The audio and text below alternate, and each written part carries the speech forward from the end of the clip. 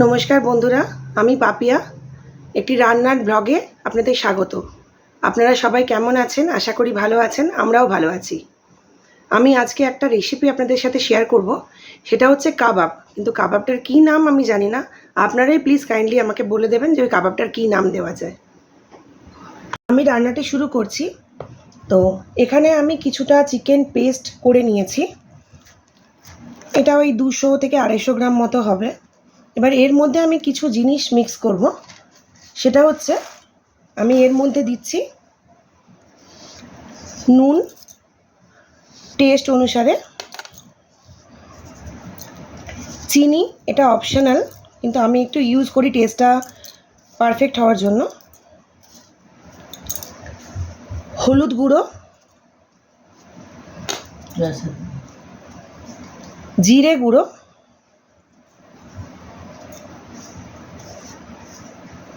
ধনে গুঁড়ো,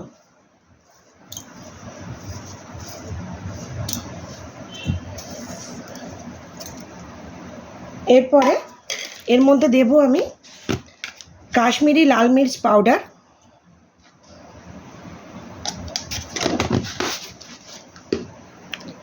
chilli flakes. যেহেতু চিকেনে একটা স্মেল হালকা থাকে, তার জন্য আমি একটু গরম মশলা গুঁড়োও অ্যাড করছি।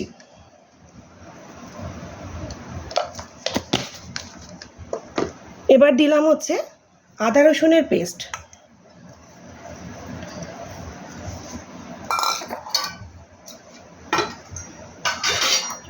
পেঁয়াজ কুচি, লঙ্কা কুচি, আর এর মধ্যে দেবেন চিজটা আপনার মেলটা খুব ভালো হবে। এটাকে আপনি টেস্ট অনুযায়ী দেবেন। আমার মনে হয়েছে এতটাতেই স্ট্রাকচারটা ভালো হবে, তাই আমি দিয়েছি। আর স্ট্রাকচারটা আপনার স্ট্রাকচারটা যেটা করবেন সেটা প্রপারলি করার জন্য এর মধ্যে আপনাকে দিতে হবে কর্নফ্লাওয়ারটা না দিলে কিন্তু এটা ঠিকঠাক হবে না, স্ট্রাকচারটা ঠিক হবে না।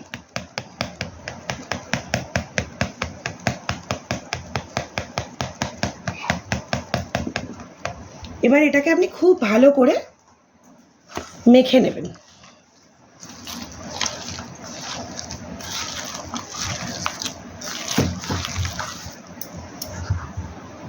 দেখুন আমি এইভাবে এটাকে মেখে রেডি করে নিয়েছি। এবার এটাকে আমি শেপ দেব। আপনারা শেপটা যেরকম খুশি দিতে পারেন আপনাদের ইচ্ছা মতো।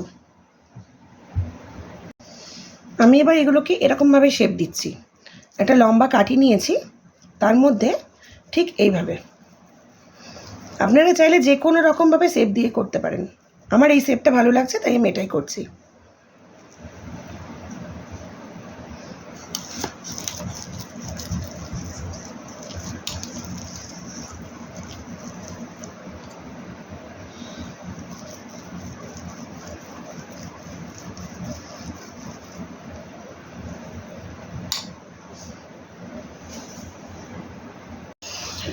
আমি এটা রেডি করে নিয়েছি শেপটা। সমস্ত কিছু মিক্স করার পরে আপনারা আধা ঘন্টা রেস্টে রেখে দেবেন। রেস্টে রাখার পরে এরকম শেপ দেবেন। আপনারা চাইলে অন্যরকম শেপও দিতে পারেন। আমার মনে হয়েছে এরকম শেপটা আমার ভালো লাগছে, তাই জন্য আমি এই শেপটা দিয়েছি। এবার এটা ফ্রাই করবার জন্য আমি নিয়ে যাব। ফ্রাই আপনারা চাইলে সাদা তেলে করতে পারেন বা বাটারেও করতে পারেন। আমি বাটার দিয়েই করি, যেহেতু আমার বাড়ির লোক সবাই বাটার দিয়েই ভালোবাসে। তো আমি আপনাদের এবার এটা ভেজে দেখাচ্ছি।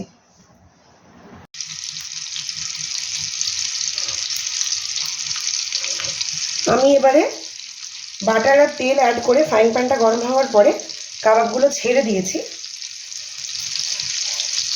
অল্প অল্প করে দেবেন, তাহলে ভাজতে সুবিধা হবে। আপনারা চাইলে শুধু বাটারেও ভাজতে পারেন, আবার শুধু তেল দিয়েও ভাজতে পারেন। আমি বাটার আর তেল দুটো অ্যাড করে এটা ফ্রাই করছি।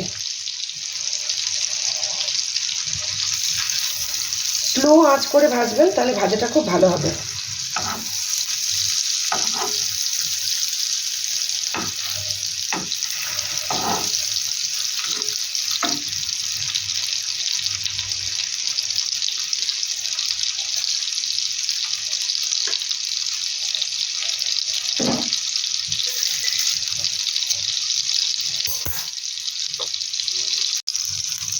আমি এক এক করে সমস্ত কাবাবগুলো ফ্রাই করে নিয়েছি বাটার দিয়ে আর সাদা তেল মিশিয়ে।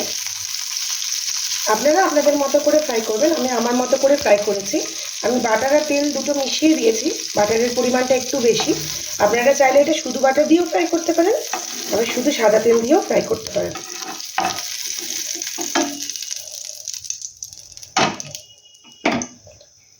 আমার সমস্ত ফ্রাই কমপ্লিট, সমস্ত আমি ভেজে নিয়েছি। কেমন লাগছে আপনারা প্লিজ জানাবেন। আর এই কাবাবটাকে কী নাম দেওয়া যায় সেটা আপনারা যদি কমেন্ট সেকশানে আমাকে বলেন তাহলে খুব ভালো হয়।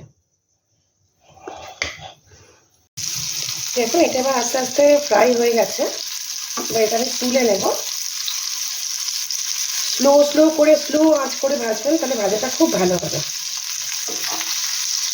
তাহলে ভেতর অবধি সেদ্ধ হয়ে যাবে। এবার আমি এগুলোকে তুলে নেব।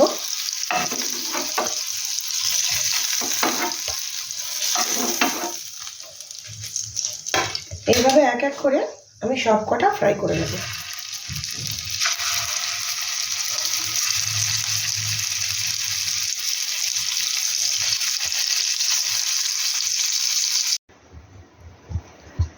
এই চিকেন কাবাবটি যদি আপনাদের ভালো লেগে থাকে please kindly like, comment, share অতি অবশ্যই করবেন। আর আমার পেজটিকে ফলো করতে ভুলবেন না। আর কাবাবটির কী নাম দেওয়া যেতে পারে যদি কমেন্ট সেকশানে আপনারা জানেন বা আপনাদের জানা থাকে আমাকে প্লিজ জানাবেন, আমার জানা নেই। ওকে, থ্যাংক ইউ বন্ধুরা, আমি আজকে এখানেই শেষ করছি।